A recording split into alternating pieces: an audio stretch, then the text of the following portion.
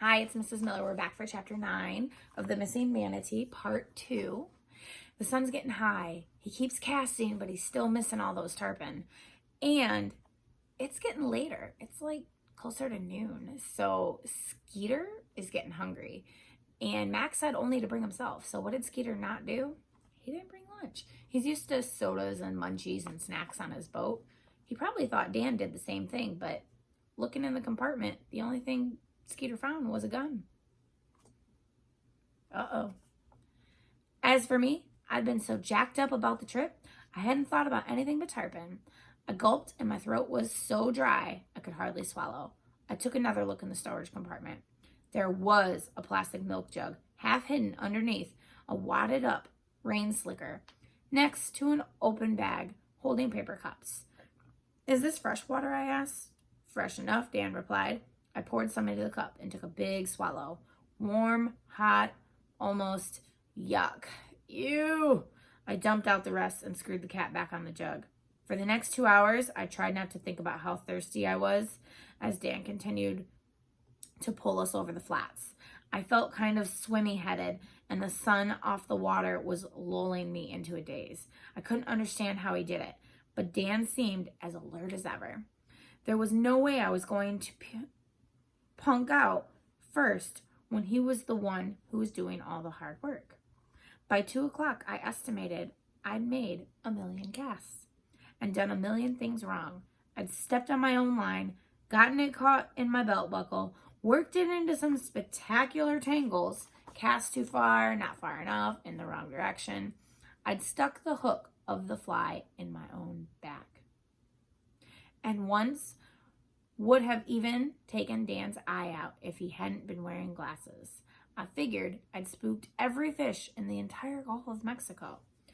Through it all, Dan never got mad or impatient, and he didn't yell at me once. He actually managed to act as if he believed every cast was going to be the one.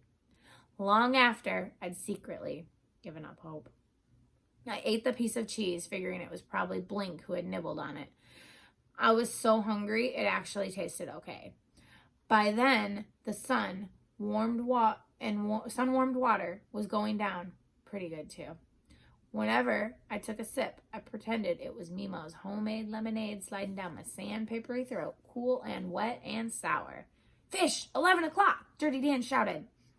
He startled me out of my daze, and I just about fell overboard. I shook my head to clear it.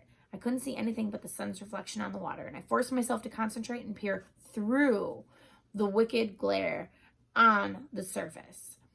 After a couple of seconds, I saw the long, dark shape coming closer, coming fast. It was going to have to make a short cast, but a tricky one.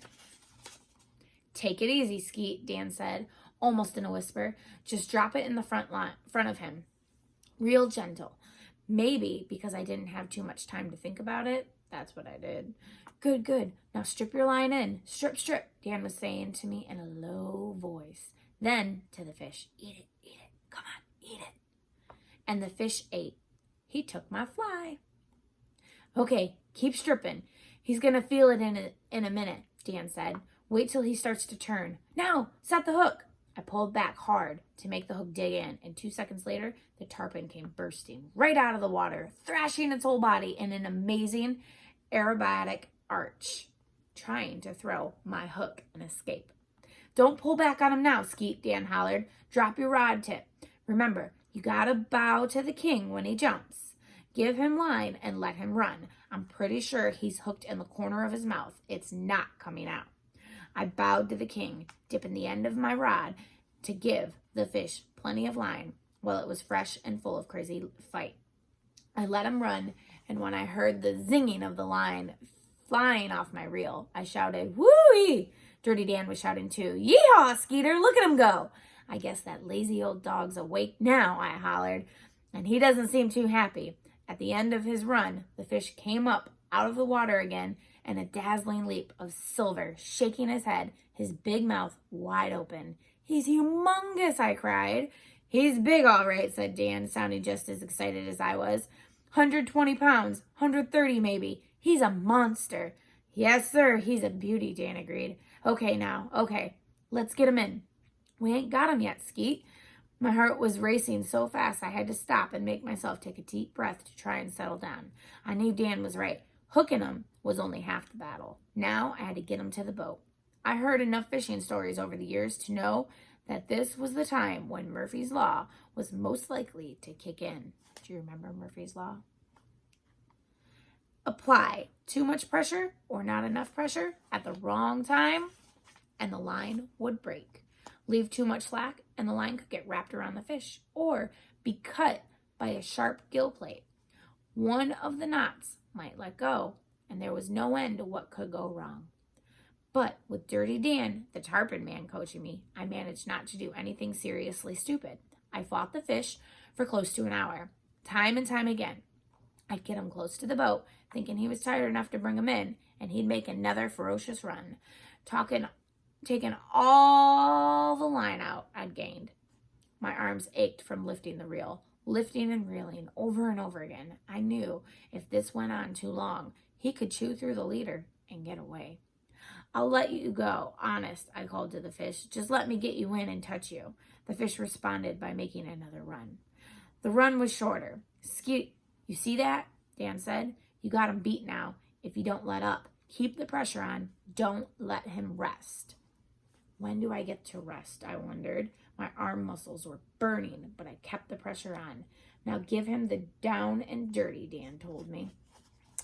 I know all about the down and dirty from all the stories I'd heard over the years about chasing tarpon. As soon as the fish show signs of slowing down, you hit him with the down and dirty, trying to wear him out.